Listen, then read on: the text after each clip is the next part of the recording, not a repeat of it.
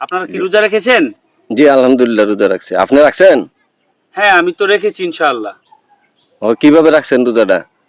রাখছি কিভাবে? এটা তো আপনার রাতে চেহারি খেয়েছি হ্যাঁ সমস্ত দিন, আর কোনো কিছু খাবো না। হ্যাঁ।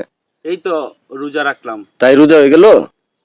তাই তো মনে হয়। না না, রোজার হাকিকত আছে। আপনি এভাবে রোজা রাখলে রোজা হবে না। রোজা তো নফসের রোজা আছে, চোখের রোজা আছে। আপনার চোখকে হেফাজত করতে হইব, আপনার নফস হেফাজত করতে হইব, আপনার হাতকে হেফাজত করতে হইব, আপনার জবানকে হেফাজত করতে হইব, আপনার কর্ণকে হেফাজত করতে হইব। তাইলে আপনার রোজা সব মিলাই একটা হবে। আর খালি চেহারি খাইলেন, আপনার নিয়ত সঠিক করতে হবে। রোজার বিভিন্ন দিক আছে, এগুলা সব মিলে একটা রোজা হয়। আচ্ছা ঠিক আছে, আপনি রোজা রাখছেন, রোজার হাকিকত বজায় রাখার চেষ্টা করেন। আপনি তো অনেক সুন্দর কথা বলেছেন। সত্যি প্রত্যেকটা বিষয়ের দিকে নজর রেখে রোজাটা রাখলে আমার মনে হয় রোজাটা হবে সহি শুদ্ধ, না? শুদ্ধ শুদ্ধ হয়। মাশাআল্লাহ, আপনি সুন্দর যুক্তি দিয়েছেন।